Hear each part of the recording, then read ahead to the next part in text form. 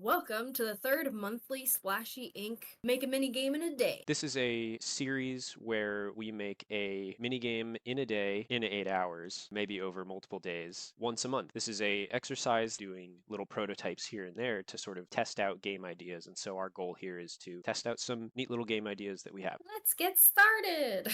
We're still fine-tuning our mini game in a day outline, so our current timeline should take about 8 hours. We'll spend the first hour doing game design. The second hour, we'll be doing project setup. The third and fourth hour, we'll be doing a work session for game code and art. After the check-in for that, we'll do a second work session for another 2 hours. And then the seventh hour, we're going to do a work session 3, which will focus more on audio. And then lastly, we finalize, basically make sure it works on web browser and post it on itch. Let's get started. So we just completed the first hour of our mini game in a day. This was an hour of game design. The idea of this one spawned from the Discord. We decided on the tower defense vampire survival style game for this mini game. The name we decided on is Anemone. The theme for this game, since we have other games where you're in environments where there's aquatic looking creatures, we want to have it sort of aquatic themed with Scobus 5 from Landfall. We wanted to make it similar to a tower defense where you have a central defense point rather than like in Vampire Survivors where you're just running around and like it's auto attacking and everything. We want to make it a little bit more like actively engaging, but also allow for like tower defense themes. It's not going to be maze based. Enemies will just spawn from all sides. We think that'll be more actively engaging than a tower defense where you just place towers and watch it happen. This will be reminiscent of Splashy Fish 2 Moonshine Madness, which is a 3D game that we tried our hands at that had enemies spawning from usually all sides. We put Splish Splashyson in here because in Splish Splashyson you have to protect your cargo from, at this time, just rats. There'll be more things in the future in Splish Splashyson, but we sort of have that sort of like defend your thing theme in that already. In this, you'll be protecting a giant snail because that's fun and cute. We'll make the character Splorsh Finstrong from the Landfall game. I think the whole In Space Splash Pack 1 is Splorsh Finstrong's game series. The towers, we're going to use various critters from Scobus 5. For our minimum towers, we're just going to do clams shooting pearls. We have a lot of the assets from Landfall already, and then some bonus if we find time to do like a couple different ones so there's some variety, but those are bonus things. For enemies, they'll be the anemones, as the title says. So we'll start with a normal type that's like a balance of health and speed, and then if we have time, we'll do some bonus with like a big type and a small type that are slower, faster, stronger, weaker. The player experience will consist of the primary gameplay loop, where enemies spawn from all sides and they move towards the defense point. Then the player will move towards the enemies, and then the player will attack the enemies, and then the enemies will die or damage the defense point, which is the snail. And the secondary gameplay loop will consist of placing the towers, which would be clams as our first go-to,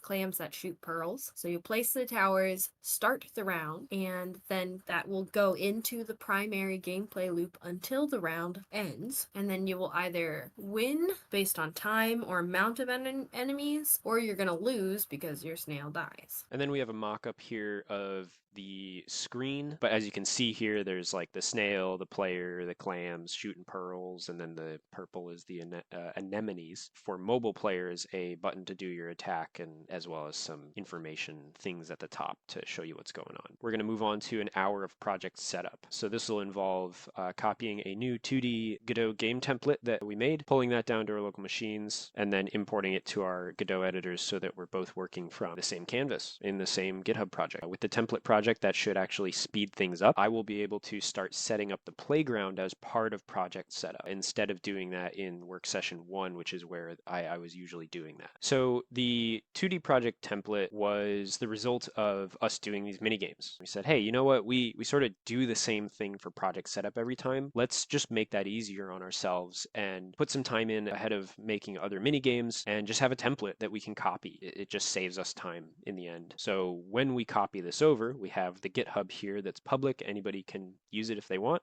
We would just copy the template here and make a new project that is all set up for us. And then to just give a quick show of what it is, in Godot here, I can just play the template itself, and we have things like, okay, the main menu, you click play, you go in here, you've got our little dialogue system, and then that goes through, you can restart the level, you can go back to the main menu, see the controls, and this is all set up in a generic way that allows for having a really nice template to just slot a game right into. It'll make these mini games a lot better. And so we will move on to the next part, which is project setup. So we completed the 1 hour project setup, and this was based on the game design stuff we've discussed. I mainly work in GIMP.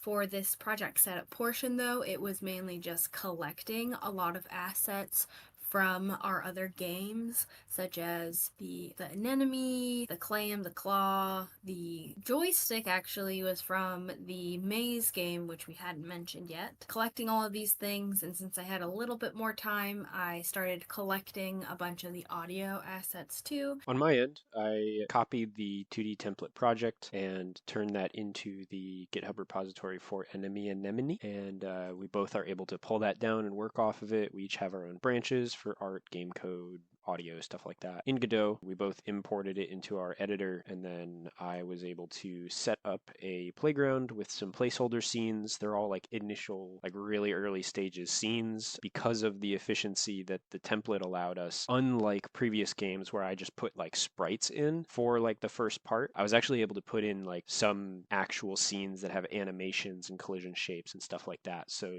I'll show that in just a second. But what that ended up being was this little screenshot here where we've got basically all of the game pieces for the absolute minimum playable game. You can see all these scenes, they're all in here, and we have the playground set up with, you know, this whole structure. I go ahead and hit play here. We have our little menu. This just came with the template, and so I don't have to do anything to put all this in here. I can change all these things later when we do sort of like the finalized stages. But if I click play here, we have our level. I can pause it. The gameplay doesn't actually pause at this point because I need to have the playground like tell everything to pause, as well as super basic, only goes left and right. You can move the player to verify that the boundary actually does something. Can't go up and down right now just because the like baseline character body script that Godot makes does left and right. So everything's there, everything's animated, it looks cool. If you compare it to our other games, like this is leagues further ahead than we've been before. So each of these sprites already have like the idle animations that I snagged from the other games, and they're already pretty alive.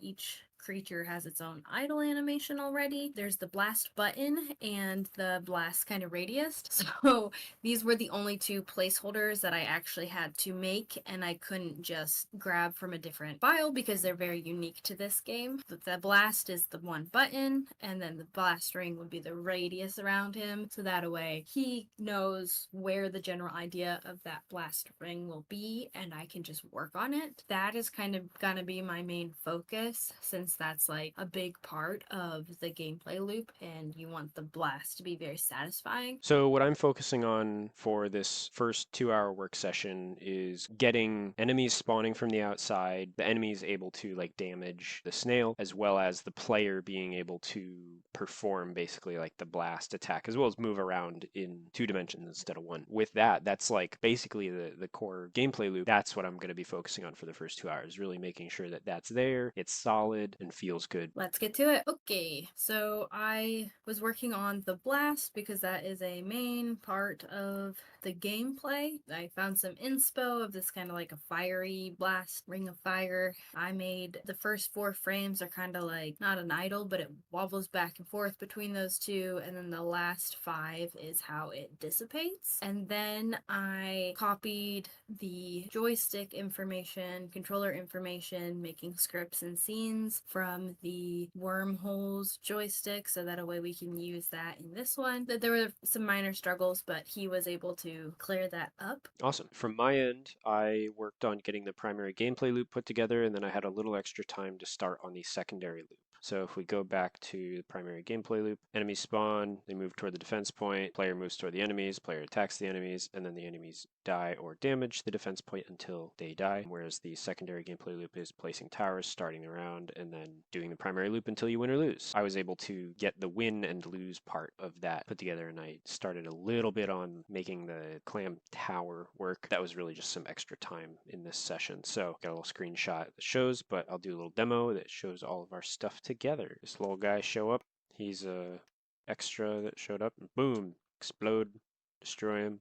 And so any anemones caught in the blast will be destroyed. That's the gameplay right now. It's definitely a decent bit of work. We're about halfway through. So with that being the state of things halfway through, I'm feeling pretty good about it. So we can start on the second work session of game code and art. Bye. I felt this was a very productive work session too, has happened for 2 hours. I started off by improving the main menu screen, just updating some of the words, and I actually made it a little bit more dynamic, adding in the background and the snail and the little fish person moves a little bit too. Historically, with these mini games, I struggle with the backgrounds because it's so hard to do like pixel art, and then once you do the background, it's like a much bigger scale. So this time I approached it differently. Outside of here, I'm following a tutorial that's kind of like a pixel art Stardew Valley, and I decided to use things I've learned from that tutorial in here by creating a tile set for the background. And then so I made 3 rocks that'll be stationary. You have to move around them, like, and then I made some teeny tiny little kelps that you can walk over just to help make the background come to life a little bit more and not be so flat. Updated the background previously. You can see here in this picture, there's the background on the right, but the shadowed part on the left was just a gray screen, but now it is like shadowed background. And then I also updated some other menus, like the win menu, the pause menu. I made some of the buttons darker so they're a little easier to see. And then I made a clam button. Press the button, the clam opens, and that's when you set a clam tower. That's what I did for this section. It was a lot of work, and it was great to get some stuff done. Likewise, I felt like a lot got done here. Like I said before, my focus was going to be on getting that secondary gameplay loop rounded out. Secondary gameplay loop is placing towers, starting the round, and then do the primary loop until the round end. So you win by surviving time or number of enemies. We've gone with number of enemies, and then you lose if the defense point dies. So in this case, if the snail goes to 0 HP. I have a screenshot, but really we just jump into a demo. So you get to see the cool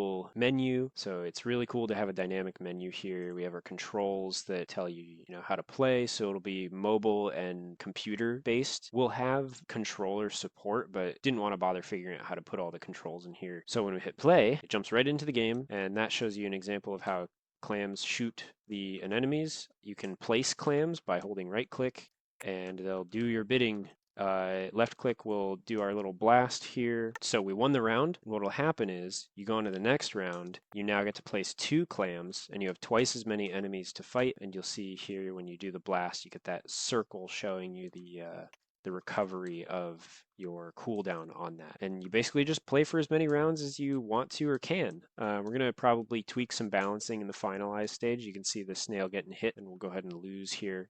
You lose, and you either have to restart the level and retry what you just played, or you end up going to the main menu, which should reset everything because you can only place 1 clam now. Pretty neat. I think it's pretty good so far. And so here you can see these rocks you can't move around after they get in your way, and then you can also see the tiny little seaweeds trying to add some texture and some movement to the background so it's not so flat. But yeah, so backgrounds are like one of my biggest struggles, and trying to apply some of the things I've learned from recent tutorials to keep the background at the same pixel depth as the rest of the game. That is a wrap up of our 2 large work sessions. We'll be moving on to audio and finalizing for the next hour. Yeah, we'll see how that goes. We will be doing these final 2 hours tomorrow. We should hopefully be wearing different clothes.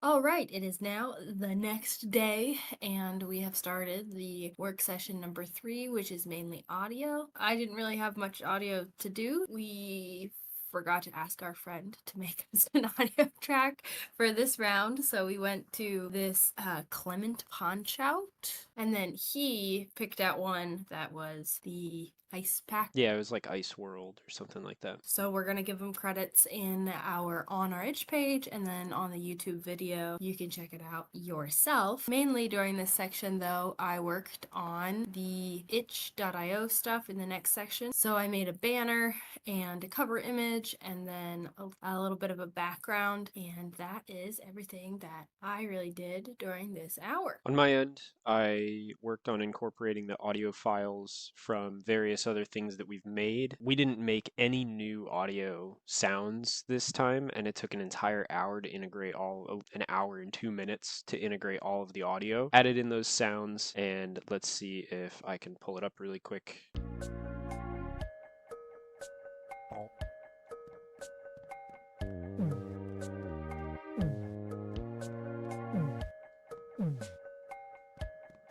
And then when the snail gets hit. That finishes up the work session number 3, and we will then move on to finalize and post on itch.io. Like she said, I'm going to work on making it mobile friendly and then running some tests on web player and mobile player, stuff like that. See you then. So we just finished up the finalize and post, which we allotted 1 hour for, but it really took us around 2 hours because of mobile compatibility, but we'll talk about that in the recap section. Really what I worked on was the itch page. So you can see here, this is our Splashy Ink itch.io page, and I made this little thumbnail for the enemy Anemone. If we click that, this is everything that I kind of worked on, making sure things are a little bit more unique, the color matches the background, and I put mobile controls and computer controls, a little bit of a description, have fun blasting in enemies and placing pearl shooting clams to protect your snail. There's not much more of a storyline than that, but there doesn't have to be. That's pretty much what I did during the finalization. I also helped a little bit during the gameplay. He'll talk about that as he demonstrates. Yeah, so on my end, a decent chunk of time was spent on mobile compatibility. Mobile controls and everything can show up only when it's mobile, so they're not getting in the way when you're trying to play on like a computer. So that was a new thing that I had to learn kind of on the spot. So it took a little longer than I had hoped. For mobile compatibility, I have my phone here. We tap our play button. We have the game where you can move around, you blast, place your clams. It does everything that is supposed to happen. So some of the things that were added here are the pause button menu, and in the top right there is an enemy countdown, the snail health bar going down, and an enemy counter going down as you blast it. Yeah, and that about does it for the finalize and post on itch. It ended up being a lot of UI work. So that brings us to the review and retrospective part of this game. I am super impressed with what we were able to do. I think this game is leagues better than some of our other mini games in terms of quality, and it feels super smooth. Our last mini game we did 8 hours, but it was a slot machine. It wasn't quite as fleshed out. It was kind of like, we do it so we can keep doing the monthly thing, but this one feels really, really good, and I'm super happy with it. Yeah, I think, it turned out really cool. It ended up being a little different than we had initially thought. I definitely am going to keep this one in mind as a mini game, use as a base, making an actual fuller game out of it eventually. Some of the things we also had, I think we hit screen design kind of on the mark. It looks pretty much exactly how the doodle, but we also did not get any of the bonuses in because of this mini game. I have a different perspective on how to approach the background, and so having different small assets like the rocks and the seaweed, I think added to it, and I think kind of having that approach will help for backgrounds in the future. There was definitely some humbling times on this game compared to other games. So the slot machine, the blue jelly button, it took me a long time, but at the end it was a final project. With this one, fun. There were a lot of different assets that I tried working on and tried making better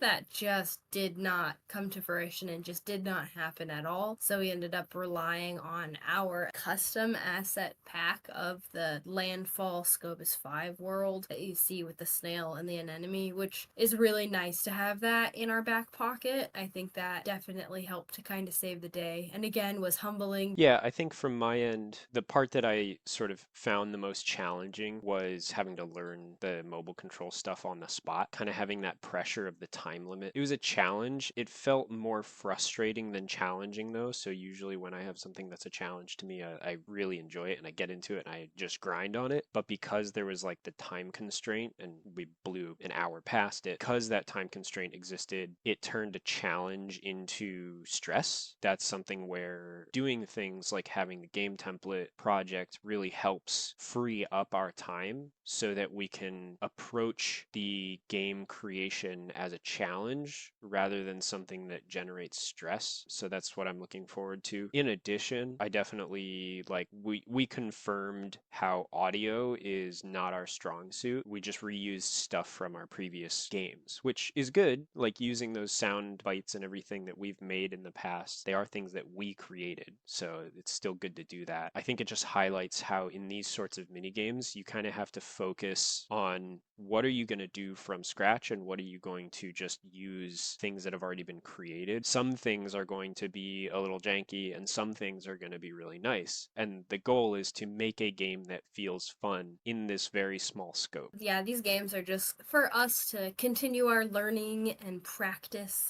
things that we have learned. It's just a whole bunch of learning and practicing and trying to keep it at a regular monthly interval.